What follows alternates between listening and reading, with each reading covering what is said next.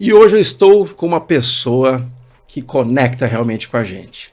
Você está simplesmente em frente ao cara que tem a melhor memória do Brasil. É realmente formidável. É uma honra estar com uma pessoa ainda que você tem entre o seu hall de amizades, o hall de amigos, é mais formidável ainda. Eu quero que vocês conheçam um grande autor de best-sellers, o cara que mais entende sobre mente humana no nosso país. Meu grande amigo, Renato Alves. E aí, Xará, tudo bom? Como é que você tá, meu irmãozão? Grande prazer poder participar desse podcast incrível, nesse lugar incrível, para falarmos desse tema maravilhoso que é foco, memória, concentração, e as pessoas estão ficando cada vez mais esquecidas, né? Eu, já entrando no assunto, né, se você me permite... Fique à vontade, que você está em casa. A gente vive num mundo de muita informação, pouco tempo e nenhuma estratégia de aprendizagem, né? Se você for lá na linha do tempo, lá no passado, né, na Grécia Antiga, por exemplo, na época da cultura oral, onde as pessoas não tinham onde anotar, se anotasse seria difícil, né, porque esculpia numa pedra, imagina se errasse um hierógrafo numa pedra, tinha que quebrar a pedra, né? Então, nessa época, eles tinham uma memória 500 vezes melhor do que a nossa hoje. Porque eles davam preferência por quê?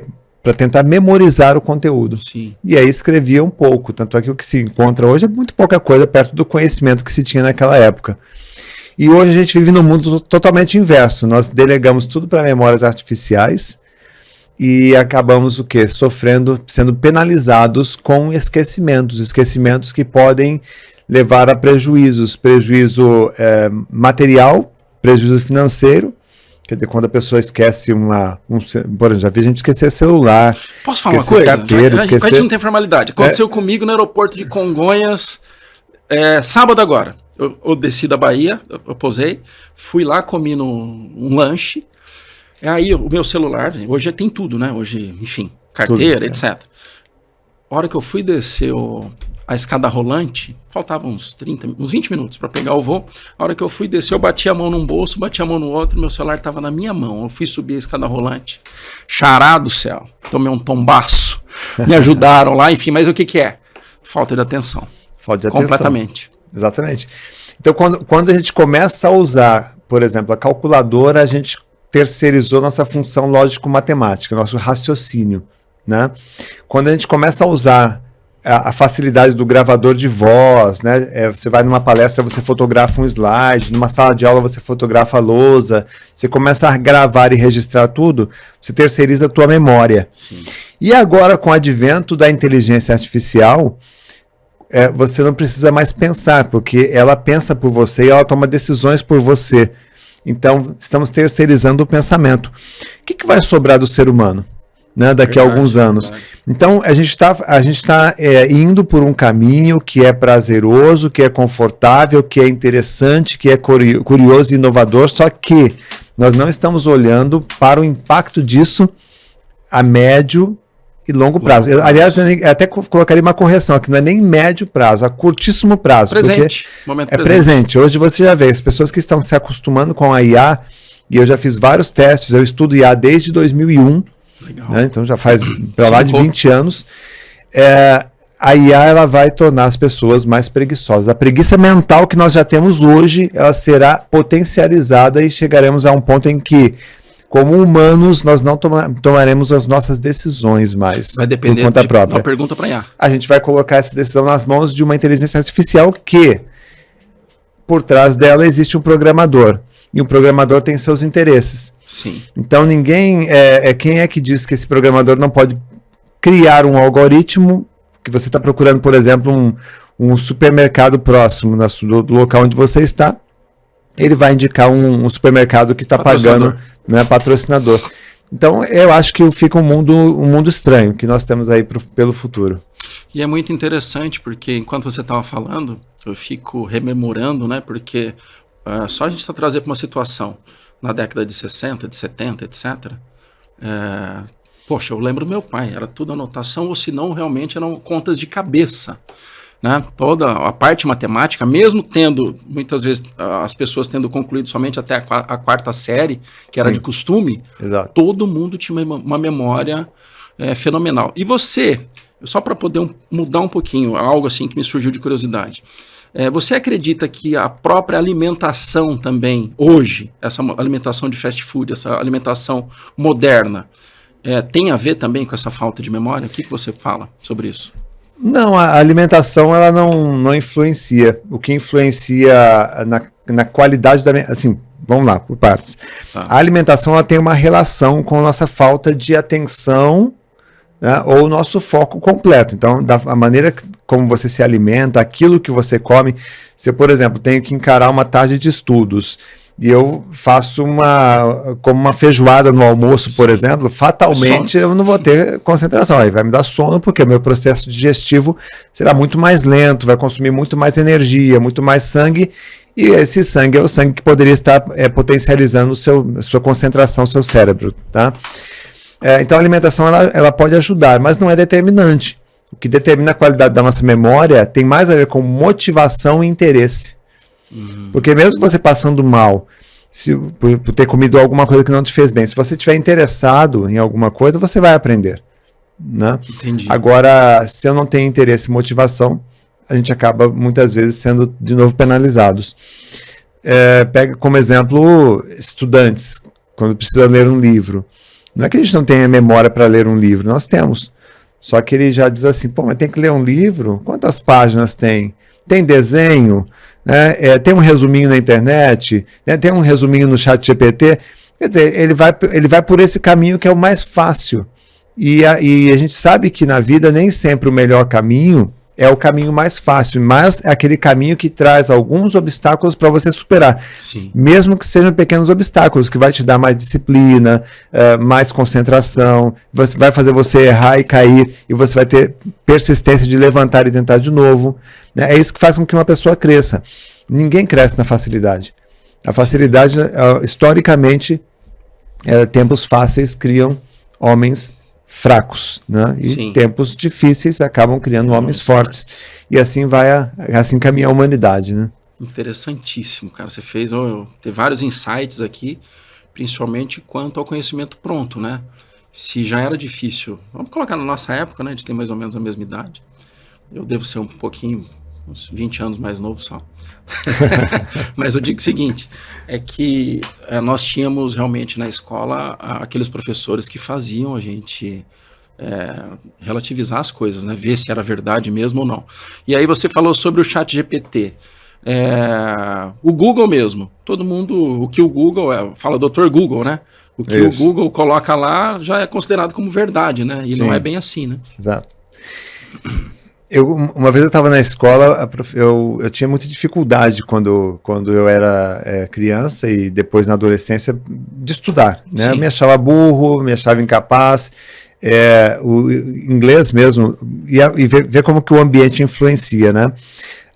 Eu vim de um background, né, de um ambiente familiar muito pobre, Sim. numa cidade pequena, e a minha mãe já vinha de uma pobreza, né, de uma escassez total. Então, pensar em sair do Brasil era algo inimaginável, tanto se para ela era difícil, imagina para os filhos. Então, eu pensava o seguinte, olha, para que eu vou estudar inglês? Se eu nunca vou sair do Brasil, se a vida é nascer, estudar, arrumar um emprego, carteira assinada, se aposentar, ter um teto para viver e depois esperar a aposentadoria e morrer. Para mim, né, eu fui educado nesse padrão. Né? Essa era a linha do tempo, nossa. Então eu pensava, para que eu tenho que aprender inglês? E comecei a fazer essa afirmação. Então eu já fui reprovado, então na quinta série fui reprovado. No inglês? Por causa do inglês. Tinha um bloqueio tremendo para a aprendizagem, né? E isso acabou afetando o quê? Os meus resultados. Então, a maneira... Você era mau aluno, então, Chá? Eu era um mau aluno. Até que um dia, na faculdade, eu estava sofrendo bastante na faculdade. E aí eu comecei a pensar, mas eu faço esse sacrifício todo para estudar, para fazer faculdade, para me formar, E aí, quando eu olho para minha memória, eu não me lembro de nada. Eu assisto uma aula, não lembro de nada. Leio uma apostila, não lembro de nada. O que está acontecendo comigo? Eu comecei a achar que eu tinha um problema de memória. Sim. Então, um amigo veio e falou assim, Renato, eu tenho um remédio para memória para você. E eu falei, eu quero. Aí ele me deu um livro. Um livro sobre técnicas de memorização de um americano chamado Harry Lorraine, livro de 1977. E aquele livro ele ensinava técnicas de memorização para memorizar números, datas, cores, enfim, fazer acrobacias com a memória. Sim. E eu olhei aquele texto, falei, caramba, que interessante. E comecei a ler aquele livro, comecei a aplicar aquelas técnicas e comecei a memorizar um monte de coisa. Né? E começava até a fazer demonstração com os amigos. Falei, caramba, é muito interessante. Eu reclamo que não consigo memorizar as matérias, mas tenho uma excelente memória, está aqui a prova. Consigo memorizar. Sim. Só que o que tinha no livro não se aplicava ao dia a dia. Era mais para demonstração. E aí eu peguei aquelas técnicas do livro, aquela base, né, aquelas diretrizes, e criei um sistema chamado estudo memorização. Então adaptei para os estudos. Foi aí que eu comecei a entender, comecei a prestar mais atenção, comecei a memorizar, comecei a gravar as matérias na minha memória. Então foi aí que eu acordei para esse negócio de memorização. Pô, não existe memória fraca ou ruim. O que existe é memória treinada ou memória não treinada. Então eu comecei a treinar, até que eu consegui, em 2006, ser homologado, e eu tive o recorde nacional de memorização. Fui o primeiro recordista nacional de memorização. E aí ganhei o título de melhor memória do Brasil.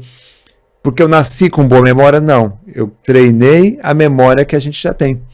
Então nós temos a nossa memória já é um dom nato, né? Nós temos uma memória que funciona.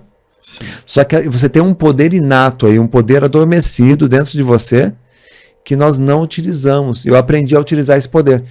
E foi aí que eu criei essas técnicas de memorização, e já estão aí há 28 anos que eu ministro aulas, palestras e escrevo sobre memória, para ajudar outras pessoas a entenderem que existe a possibilidade de usar a memória com inteligência. Tenha 8 ou 80 anos. Caraca, cara. Isso é engraçado que a gente conversa tanto sobre outros assuntos, né?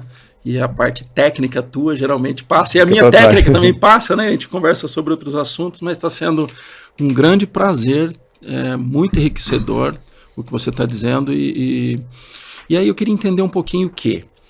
Nesse processo, bom, você conseguiu memorizar da forma como você queria nesse processo, e aí você foi para a faculdade, pelo que eu vi você fez filosofia, alguma coisa assim, é isso? Sim, toda a questão quando eu entrei nesse mundo da memorização, os maiores ícones da memorização no Brasil era Padre Quevedo e Paulo Maluf. Tá brincando. Né? E o Padre Quevedo era um padre muito famoso. Sim. Ele ia no Fantástico à noite, fazia memorização de um monte de coisas, e ele se colocava como um paranormal. Ele colocava. E o Paulo Maluf também é muito conhecido pela capacidade de memorização de nomes de pessoas. Então, ficava difícil eu entrar no mercado com um curso de memorização, porque as pessoas achavam que aquilo era um truque, era alguma coisa circense ou inalcançável. Então, eu falei, bom, então eu vou ter que voltar para a academia e vou ter que estudar esse negócio. Então, fui fazer ciências cognitivas, filosofia da mente. Hoje, continuo estudando neurociência. Para quê? Para poder trazer a ciência por trás das técnicas de memorização. Então foi onde eu lancei um livro chamado O Cérebro com Foco e Disciplina, que trazendo então a importância de ter foco e disciplina para ativar esse potencial de memorização. Aí você aplica as técnicas e aí você tem o melhor dos mundos.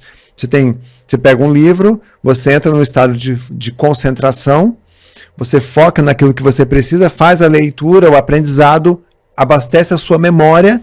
E aí você está pronto para uma roda de conversa, para uma reunião, para fazer uma prova. Então é tudo uma preparação que você tem, onde você consegue ter muito mais êxito nas suas tarefas.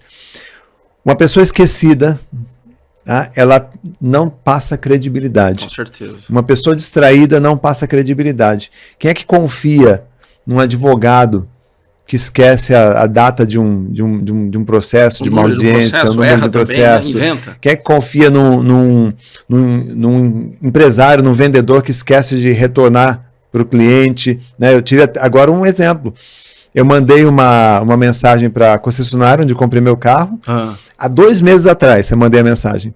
E aí voltou agora a dar eles não me responderam, esqueceu de me retornar. Certo. E aí voltou a dar um problema no carro, eu olhei, caramba, faz 2 meses que eu mandei isso aqui, eles não me retornaram, né? Aí eu falei pro vendedor, olha, faz 2 meses que eu pedi para você verificar isso para mim, você esqueceu.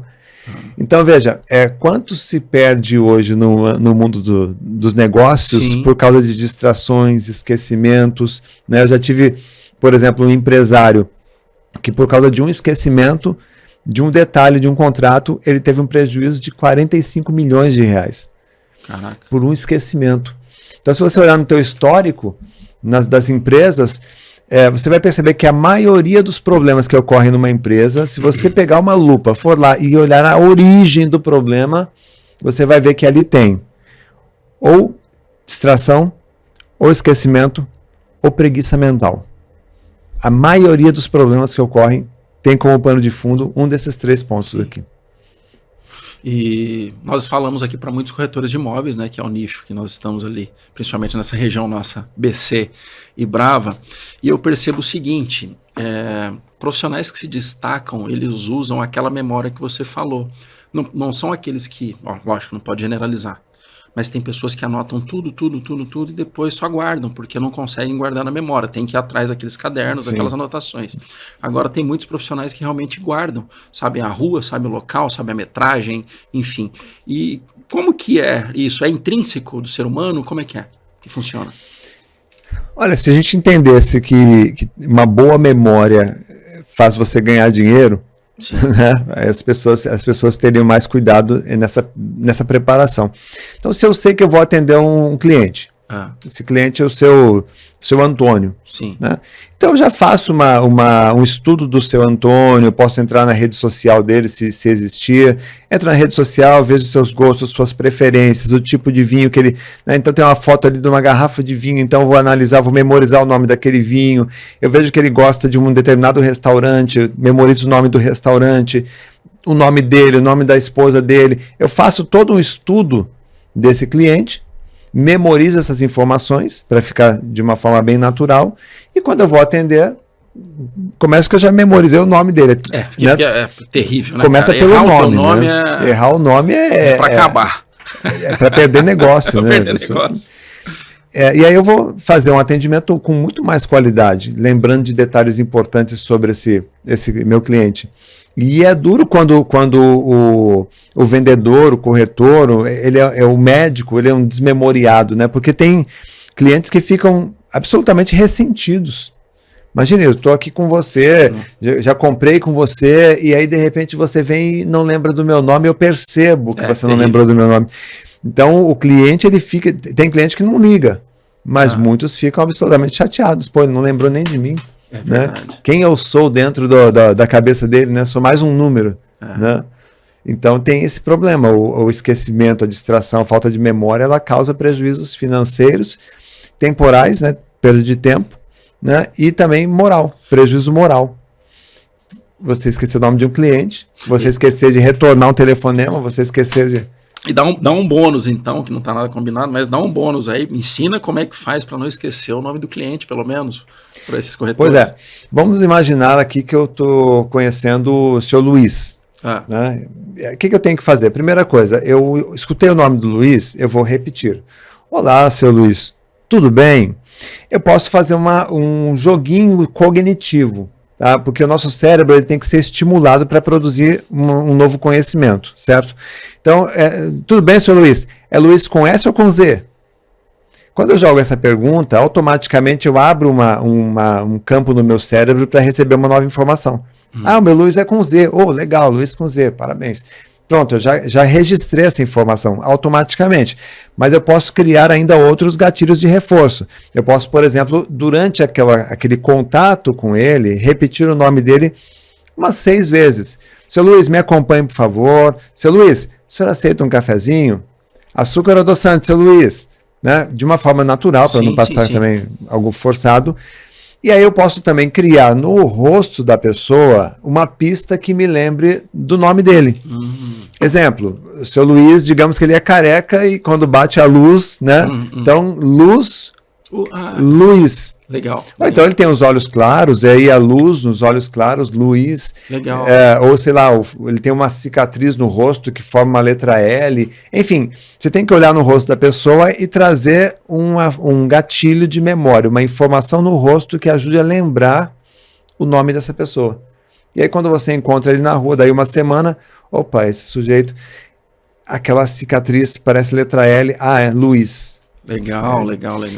Renato, mas e se isso não funcionar? Aí vem um ponto que a gente tem que abordar aqui, é a questão da crença. Se você acredita que não vai funcionar, não vai funcionar. Sim. Então, memória também é motivação, interesse e crença. Também existe esse elemento e ele é importante. A gente vê tanta gente repetindo, nossa, minha memória é horrível. O cérebro vai gravando que a memória é horrível. É muito comum as pessoas criarem esse auto-reforço. Tá? Minha memória é ruim. Porque minha memória é ruim demais. Minha memória é péssima. Desculpa se eu não lembrar teu nome porque minha memória é ruim. Só de mudar esse padrão e começar a entender uma coisa.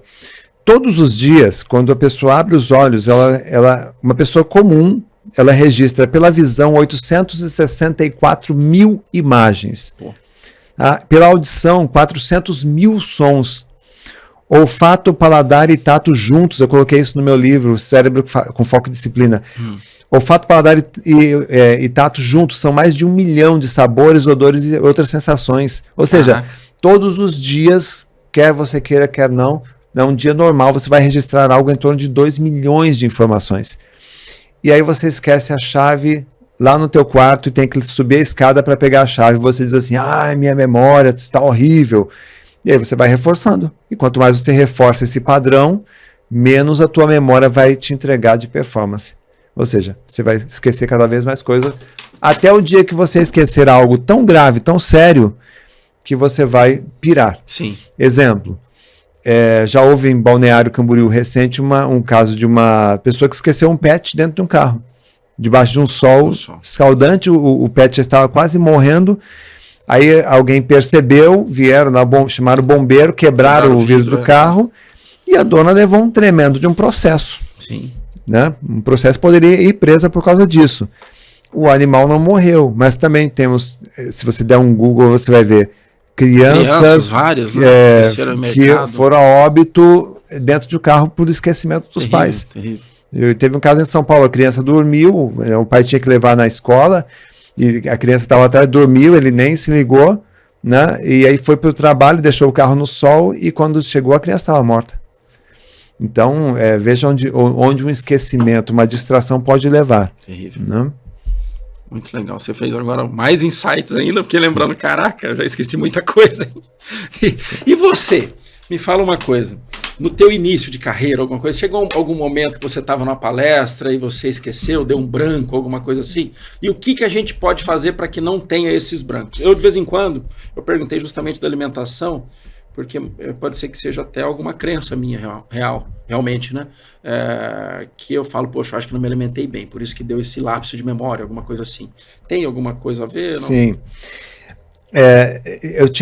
Hoje em dia, assim, raramente eu esqueço alguma coisa. Certo. Tá? Principalmente aquilo que eu memorizo de fato, eu não esqueço e até ajudo outras pessoas a lembrarem, né? Se eu vou, por exemplo, num barzinho com alguém, né, eu até ajudo a olhar se a pessoa largou ali a blusa, alguma coisa assim, mas isso aí já é automático. Tá? Mas eu já tive casos assim que, por exemplo, uma vez eu estava no aeroporto de Congonhas, estava indo para fazer uma palestra e eu tinha uma mochila nas costas com computador, com documentos, tudo, né? E aí a minha esposa, como eu ia para o sul, a minha esposa falou, leva um agasalho a mais, tal. Enfim, eu levei uma mochila a mais. Estava fora do meu padrão. Entendi. Né? Então eu cheguei e aí aquele negócio automático, né? Na minha carreira eu fiz mais de 3 mil voos já, né? Sim, então aquele negócio no automático. Eu cheguei no aeroporto, aí tive vontade de ir no banheiro, fui no banheiro, coloquei a minha mochila com o computador em cima da pia do banheiro de Congonhas, escovei o dente, fiz o que eu tinha que fazer, e aí eu peguei a mochila da roupa e fui pro embarque. Puta, nem falo. E larguei a outra mochila no banheiro do aeroporto. Tu imagina se tinha pouca gente ali, né? Só que aí é aquele negócio, quando você está no presente, né? Estado de presença. Eu fui pro embarque, pro check-in, e aí alguma coisa dizia assim, ó, você está esquecendo, alguma coisa dizia, você está esquecendo alguma coisa, você está esquecendo alguma coisa, né? Como a gente às vezes bate a mão nos bolsos para ver se o celular tá no bolso, né? E aí a hora que eu vi essa voz, assim, eu senti a mochila e eu não senti a outra nas minhas costas. E a hora que eu não senti a outra, cara, eu fiquei branco. Eu atravessei correndo aquele aeroporto, já olhando nas mãos das pessoas para ver se alguém estava carregando a minha mochila. Entrei correndo no banheiro, a hora que eu entrei correndo no banheiro, a minha mochila estava lá em cima da pia.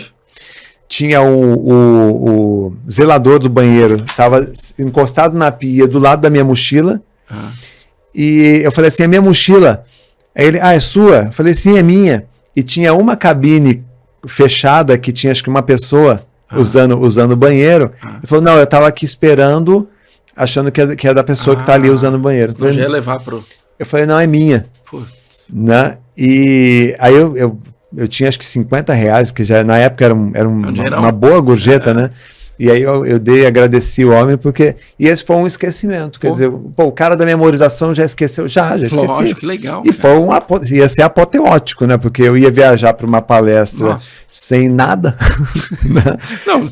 Então parece que é coisa de Deus, mas foi uma lição muito grande, porque a partir desse problema eu acabei escrevendo um artigo, né, que virou depois um livro, que é Faça Seu Cérebro Trabalhar para Você.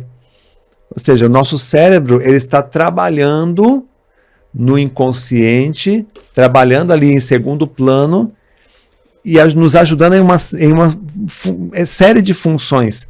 Só que se a gente não está preparado, a gente está aí com a cabeça, boleto para pagar, criança para levar, problemas, etc., a gente acaba não ouvindo essa voz do inconsciente querendo nos ajudar.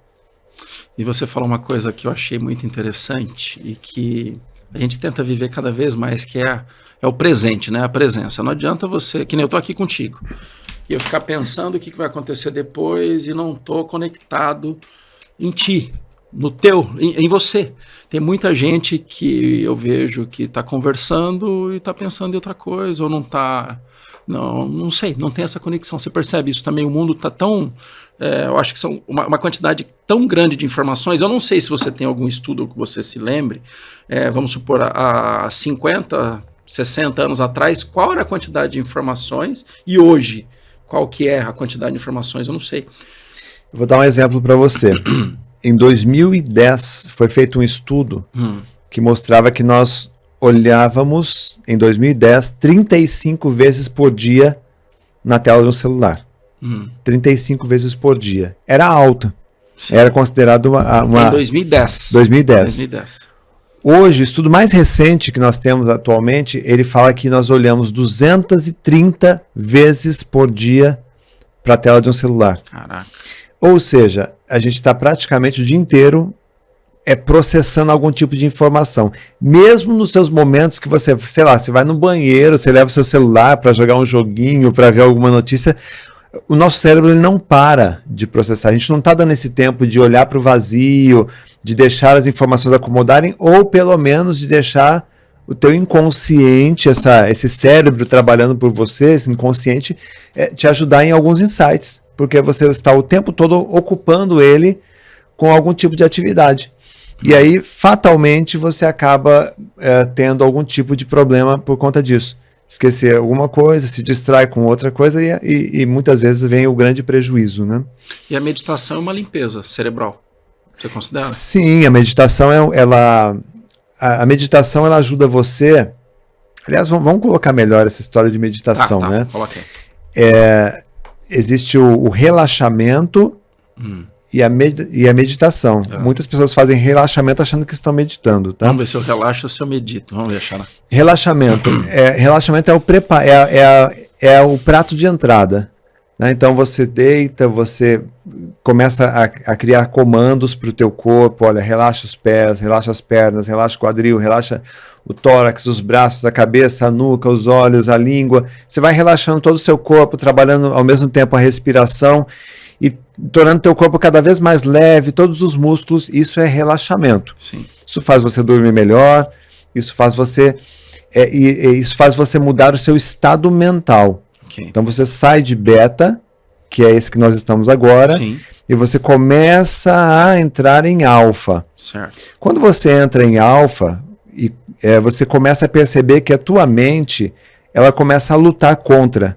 Então ela faz você lembrar da conta para pagar, de levar o filho na escola, de ir no supermercado, do boleto, que tem que responder a um cliente, que tem que fazer isso, aquilo. Preocupações. A tua mente começa a bombardear a tua cabeça de pensamentos. Esse momento ele é crítico, porque ali você pode perder todo o teu relaxamento. Então o que você tem que fazer nesse momento? Não é brigar com a tua mente. Você deixa passar. E é como se fosse um filme. Deixa passando aquelas preocupações. Agradece a tua mente. Obrigado por me avisar, obrigado, depois eu cuido disso. Então você vai perceber que esse movimento ele vai diminuindo até que você muda para teta, que é um outro estado mental, que é mais profundo. Sim. Quando você entra em teta, você tem o que Carl Jung chamava de contato com a inteligência universal. Que aí você começa a ouvir a voz, essa voz que muitos vão chamar que é a voz de Deus, que é do Espírito Santo, que é da inteligência universal. Enfim, você entra em contato com o seu eu superior, muito mais preparado, muito mais inteligente, muito mais capacitado, e ele vai ali te dar as respostas daquilo que você colocou como intenção no início da tua meditação. Legal.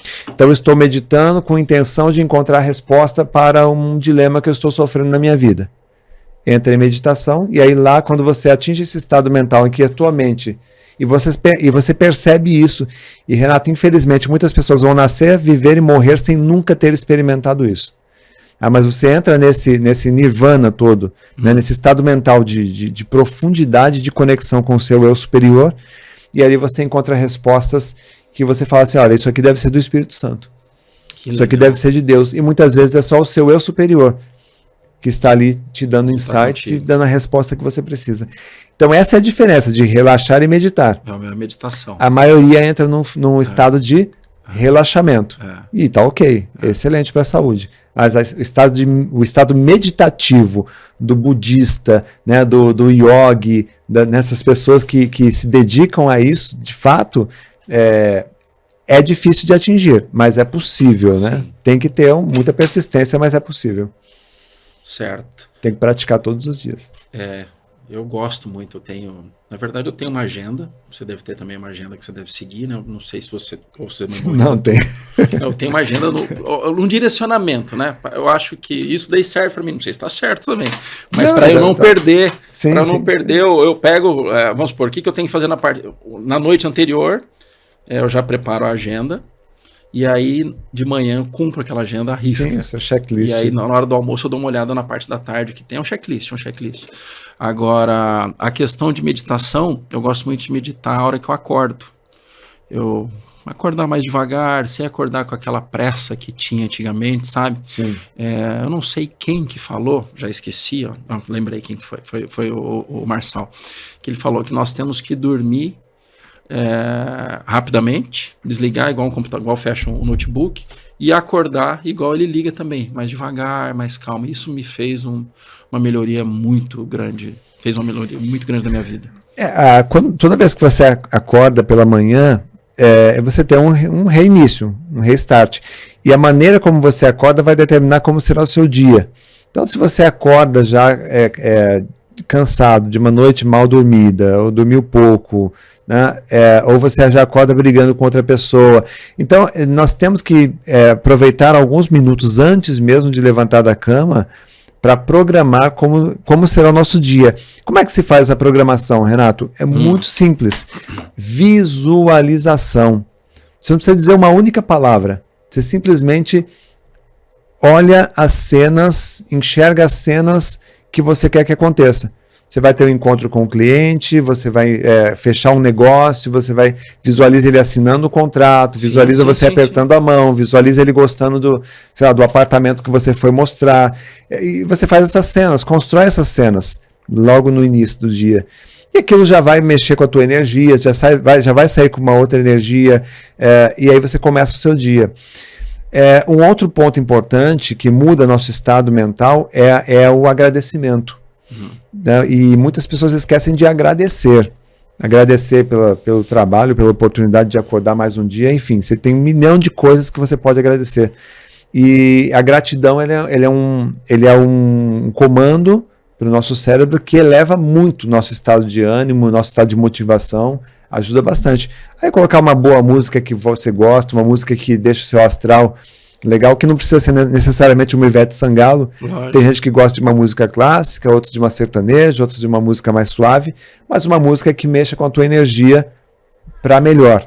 Né? E isso faz com que você tenha a condição de levar um dia assim numa boa.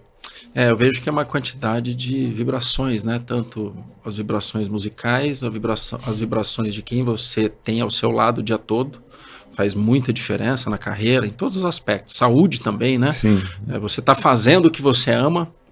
É difícil também você estar trabalhando. Ontem mesmo eu estava conversando com uma pessoa que trabalha na moda, ama a moda, formada em moda, só que está trabalhando num local que não é o que ama.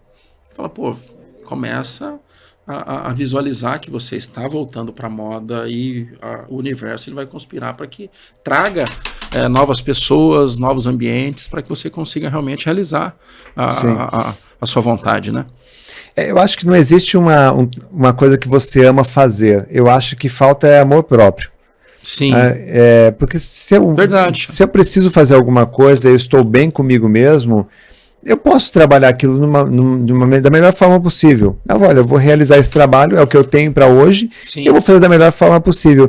Só que muitas vezes quando eu faço algo reclamando, o problema talvez não esteja ali, naquilo que eu estou fazendo, mas dentro de mim, da minha cabeça. E muitas vezes quando você vai olhar lá no fundo mesmo, profundamente, é a falta de amor que a pessoa tem por ela mesma. Um exemplo disso. Tem muitas coisas que a gente reclama para fazer e que tem muitas pessoas dariam graças a Deus por ter aquilo para fazer. Né? Muitas coisas que a gente faz xingando, tem pessoas que fazem com o maior amor do mundo, o maior prazer do mundo. Não porque ela ama, mas porque ela está de bem com a vida e ela sabe que aquilo é importante para ela ou para alguém que seja, né? E ela vai fazer aquilo. E isso acaba mudando todo o padrão mental dela. Essa semana eu tive com uma amiga que não estava muito legal, e uma pessoa hiper legal, sensacional, e ela não estava bem, a vibração abaixou um pouco, e aí justamente essa analogia, colocar pessoas que, poxa, começa a pensar naqueles que mais necessitam, você tem os braços, você tem as pernas, começa a agradecer, é justamente esse sentido de gratidão. Enfim, fomos até a praia, uma volta, veio já um insight, quer dizer, entender, pô, é só olhar do lado, né, Xará? Renato? Sim. É só olhar ao lado para ver quantas pessoas sofrem realmente. Agora eu quero, na verdade, falar contigo sobre um livro que eu li, teu livro, o teu último lançamento pela Editora Gente. E é completamente diferente de tudo que você já escreveu. Eu gostaria que você falasse sobre essa experiência, as experiências que você teve e por que você escreveu esse livro. Expandidos. Expandidos é um livro que fala sobre expansão da consciência. Primeiro que eu percebi o seguinte, a humanidade está caminhando está trilhando um caminho que, claro, determinado por empresas, nada do que a gente vive nem sempre é a grande verdade, né? Que nós temos que acordar, trabalhar, acumular bens, para ter uma aposentadoria confortável e depois morrer. Ninguém veio com essa determinação a esse mundo. Ninguém veio aqui com muito se fala hoje de missão de vida, né? Ninguém veio ao mundo com a missão assim. Você imagina uma pessoa nascendo, né? Ao encarnar aqui na Terra, tendo uma conversa com Deus, né? Aí Deus diz assim: olha, Renato, quando você encarnar, você vai ser um grande consultor imobiliário, porque a sua missão de vida é conectar o cliente certo com a casa certa e fazer essa pessoa feliz. Ou então você vai ser um motorista de aplicativo porque a sua missão de vida é levar um cliente em segurança do ponto A ao ponto B. Eu acho isso uma tremenda paranoia, né? Que a gente já vem pré-programado para aquilo que a gente vai fazer. Né? O que eu acho, na verdade, é que nós temos uma grande missão de vida. Né? Para todos os seres humanos, a mesma missão. É amar e servir ao próximo. Amar e servir. E se tudo que você colocar a mão para fazer, tá? Seja um podcast, uma água, um equipamento, se tudo que você fizer na tua vida, você fizer com esse propósito de amar e servir, você vai ser próspero na tua vida. Vai ter prosperidade. Não tem como não vir a prosperidade nisso daí. Então, o Expandidos, ele é um livro que ele vai um pouco mais além desse mundo maluco que a gente vive, que é um mundo que eu já não me conecto mais, e acho que muitas pessoas que estão assistindo a gente já não se conectam porque já sentiu que não é esse o jogo, que viver não é esse sangue, suor e lágrimas o tempo todo. Pode existir um mundo diferente. E esse mundo é o mundo da expansão, é esse mundo da conexão com o seu eu superior, né, que você faz através do relaxamento da meditação. E quando você conecta, você entende que existe um outro mundo, um mundo sobrenatural, um mundo invisível que nos cerca. E é esse mundo que você atinge quando você está em expansão da consciência. Aí você pergunta, Renato, como é que eu identifico esse mundo? Tem uma série de coisas que acontecem ao nosso redor que são inexplicáveis, mas a ciência reconhece. Sim. Por exemplo, você pensa na tua mãe, você está aqui trabalhando num podcast, aí você pensa na tua mãe. Do nada o seu telefone toca e a sua mãe ligando para você. Né? Ou então você como se fosse uma telepatia. Como se fosse uma telepatia. Você está conversando com alguém no restaurante, aí você pensa em cogumelo. Aí a pessoa do nada ela diz assim, cogumelo. Fala assim, peraí, eu estava pensando nisso, o que eu acabei de pensar ele disse, né? Do nada, assim. Então são fenômenos que a ciência reconhece, olha, isso existe, isso aconteceu, assim como as experiências além morte, né? Quando a pessoa tem uma experiência e volta, a experiência de sair do corpo durante a noite, você faz uma viagem astral, que são fenômenos que acontecem e a gente percebe, existe alguma coisa diferente aí nesse mundo, hein? Tem alguma coisa que eu não estou enxergando. E aí o Expandidos, ele traz oito rituais, né, que te ajudam a expandir a sua consciência.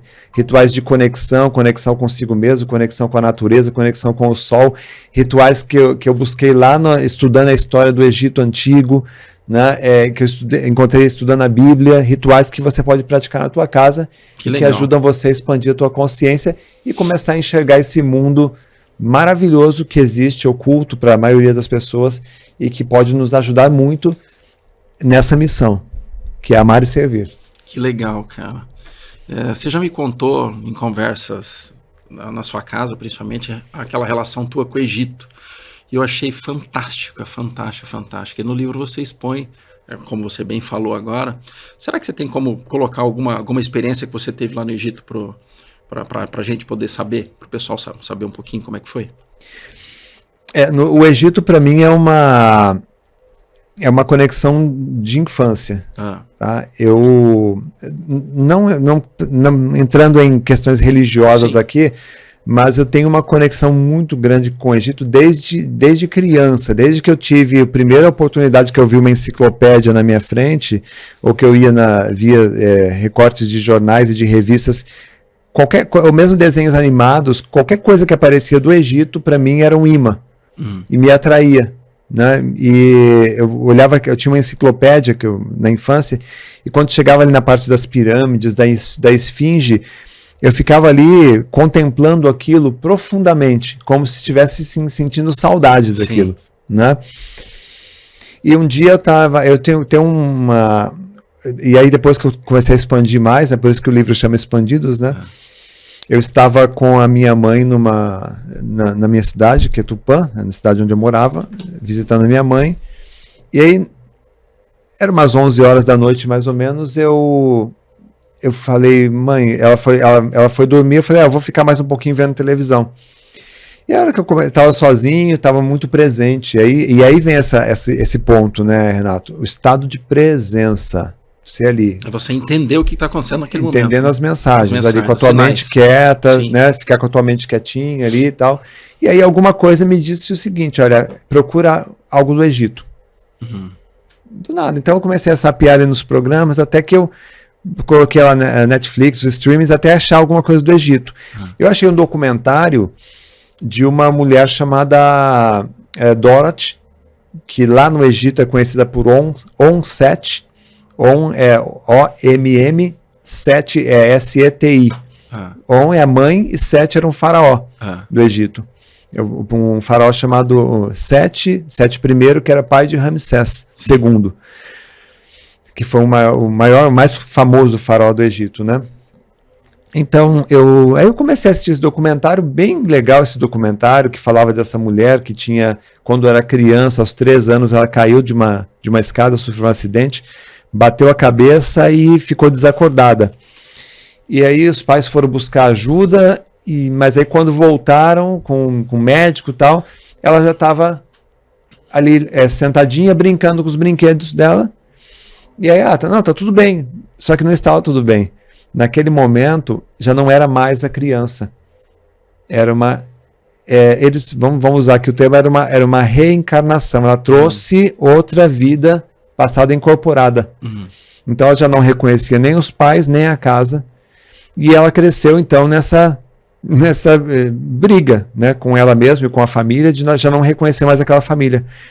Até que um dia eles foram visitar o museu da Inglaterra, moravam na Inglaterra, né, na parte do Egito. E aí quando ela entrou, pela primeira vez ela teve contato com as estátuas, com as múmias, com as relíquias do Egito antigo, ela caiu dos joelhos e começou a beijar os pés das estátuas. Do nada. E chorar, e aí ela encontrou a casa dela. E aí, no fim, para encurtar a história, ela foi embora para o Egito, e lá no Egito ela foi ela se apresentou como uma contemporânea do faraó Sete. Então ela foi levada ao templo do Sete, que fica em Abidos, uma cidade chamada Abidos. E aí ela entrou nesse templo e os historiadores perguntavam, onde que fica tal lugar? Ela fica aqui, ó. Ela caminhava e mostrava a sala. E mostrava outra sala com maior intimidade com o local. E aí, inclusive, ela chegou e disse assim, olha, aqui fora tem um jardim. Aí os pesquisadores, não tem nada, aqui é só areia. Não, tem um jardim aí embaixo. É o jardim onde eu andava na infância. Que legal, cara. E aí foram lá e fizeram a escavação e tinha um jardim do palácio. Né? E aí ela conseguiu provar que ela era uma pessoa que viveu nessa... Só que aí, enfim, tem esse documentário na internet, tem no YouTube, On-Set. Só que o que me chamou a atenção? O nome do faraó, Sete. Sim. E aí eu falei, nunca ouvi falar desse faraó. A gente ouve falar Tutankhamon, Ramsés, né? Cleópatra, mas não de Sete I. Aí quando eu dei um Google e procurei, eu descobri que tem a múmia dele no Egito. E quando eu vi a foto da múmia, na hora veio o meu ouvido direito, ele começou a dar um zumbido gigantesco, aqueles tão forte que eu coloquei a mão no meu ouvido, e ao mesmo tempo veio um pensamento, vai para o Egito, vai para o Egito, vai para o Egito. E aonde ele foi no mês de abril. Em junho, eu estava chegando com a minha esposa, meu filho, minha sobrinha no Egito, sem guia, sem roteiro, sem entender o árabe, né? Simplesmente eu fui ouvindo a minha intuição. Legal. Né? Sensacional. E aí, chegando no Egito, a gente teve uma experiência bem bonita, né? Tivemos várias ali, mas essa conexão, eu fui lá, vi o faraó, do corpo do faraó mumificado, muito bonito. Tive uma conexão profunda com aquela múmia, né? Daquelas de você ficar bocejando o resto do dia, conexão, sei lá, energética, né? E eu não quero nem dizer que Eu fui, mano. Porque todo mundo diz assim, eu fui Cleópatra, Entendi, eu fui um imperador. Eu não acho que eu tenha sido ali alguma coisa, mas eu acho que eu fiz parte daquilo, talvez, em uma outra vida. Fiz parte daquele mundo ali, daquele universo, até porque o Sete, pelo que eu pesquisei a respeito dele, ele era um faraó, é considerado o faraó um dos mais inteligentes do Egito Antigo. Ele tinha um projeto de vida que é o próprio templo de Abidos, que eles chamam de uma espécie de máquina do tempo, porque um dos projetos de vida de Sete era provar a reencarnação. Que legal. E olha só que interessante, né? E aí no fim das contas eu fui para lá, e aí eu tive uma outra experiência legal dentro da Grande Pirâmide, né? Que eu entrei na Grande Pirâmide, imagina, cerca de 2.000 pessoas passam por ali todos os dias, né? Sim.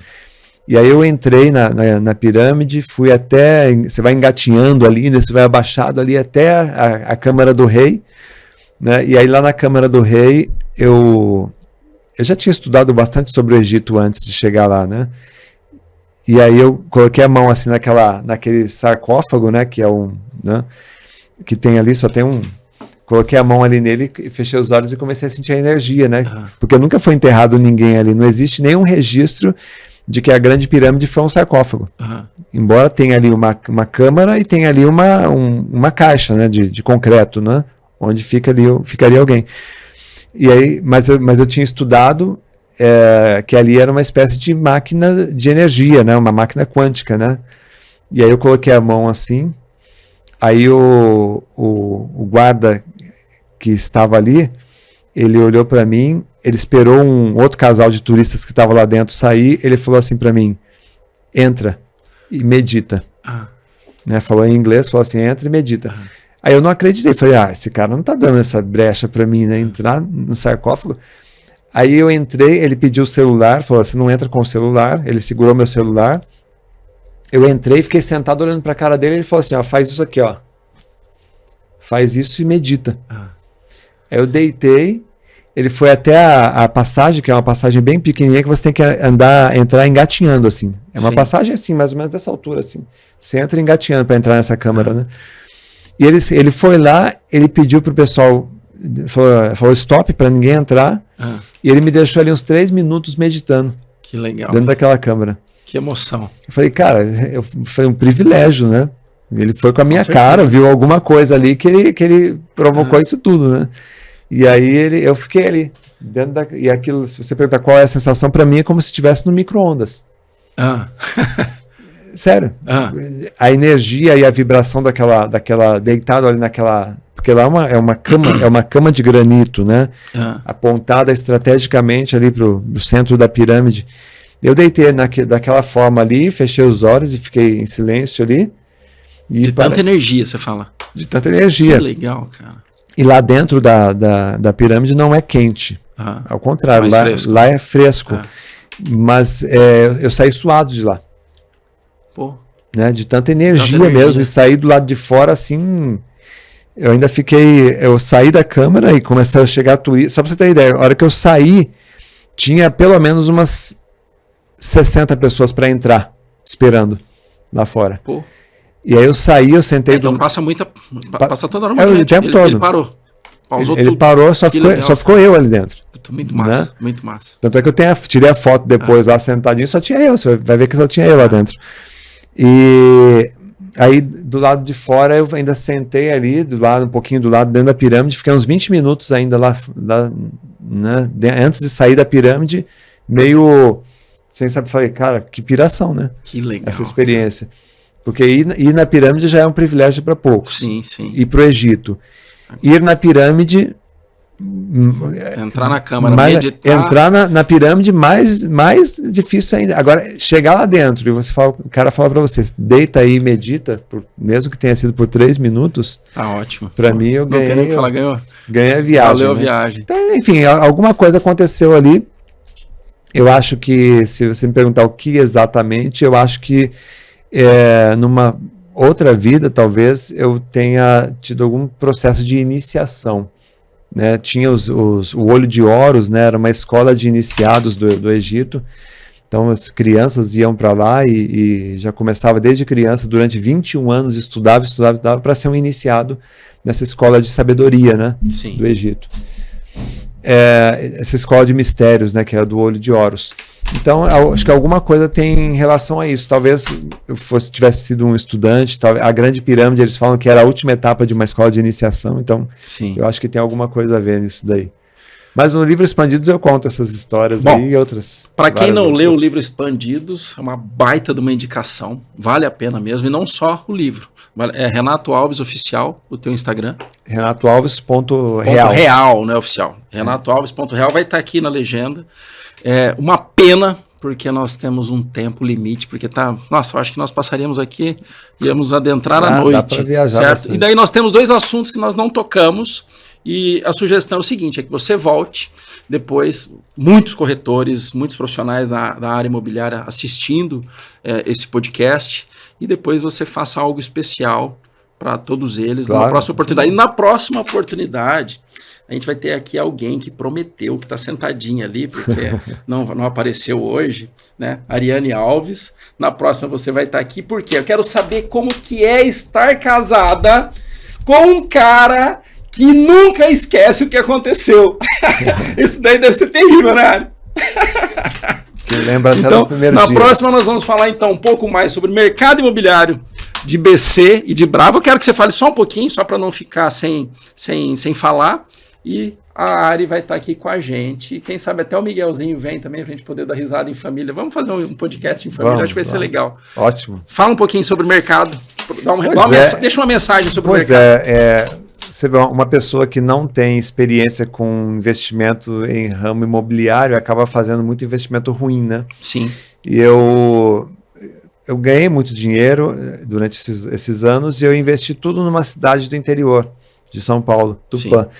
E aí hoje eu olho assim, poxa, o imóvel que eu comprei há 6 anos atrás, né, eu tive que vender, 6 anos depois eu vendi praticamente pelo mesmo preço. Sim. Que eu paguei. Não tem valorização. E aí quando eu comecei a investir aqui na região, Balneário, Itajaí, Praia Brava, eu descobri uma coisa, que às vezes você faz um investimento aqui em janeiro, se você precisa vender 6 meses depois, você já ganhou dinheiro. Dependendo do que você investiu, você ganha muito dinheiro. Talvez até dobre aquilo que você investiu. Então eu comecei a me interessar por esse campo de investimento imobiliário, mas investir em lugares que realmente têm valorização. E aqui nessa região não tenha dúvidas, né? Não tem erro. Não tem erro, na verdade, né? Você Cara, investe certo. É muito bom ouvir isso de um amigo, investidor, que está aqui há quanto tempo já? Desde 2021. 3 anos. 3 anos. Você começou a investir faz o quê? Uns 5 anos? Sim, exatamente. 5 anos. Então, uma pena, nós vamos finalizar. Muito obrigado, uma grande honra tê-lo aqui, de verdade. Depois nós vamos colocar esses cortes no seu canal, no canal do BC BravaCast também, para que a gente possa ter essa troca. E eu quero deixar esse presente, que é o nosso símbolo, né? O nosso ícone, legal, que é o microfone com o mercado imobiliário aqui presente, BC BravaCast aqui e Visor Notícias, para que você possa guardar na tua estante. Essa daqui é a Galanta Tecnologia, pertinho da tua cidade, lá, pertinho da nossa, né? Porque eu sou da região lá de Presidente Prudente, Presidente Epitácio. Galanta Tecnologia fabrica esse produto aqui, que é 3D, completamente, lindo, né? E lindo, lindo, lindo. Lindo, muito bem bolado, bonitas cores, né? Bonitas cores. Legal. E é isso. Obrigado, aí, Xará. Agradeço. Fazer uma foto depois. Vamos fazer a foto depois e muito obrigado mesmo. Ariane, na próxima você vai estar aqui, eu quero falar com quem manda. Um beijo no coração, fique com Deus, Xará. Obrigado. Valeu, tudo de bom. Até mais, tchau, tchau.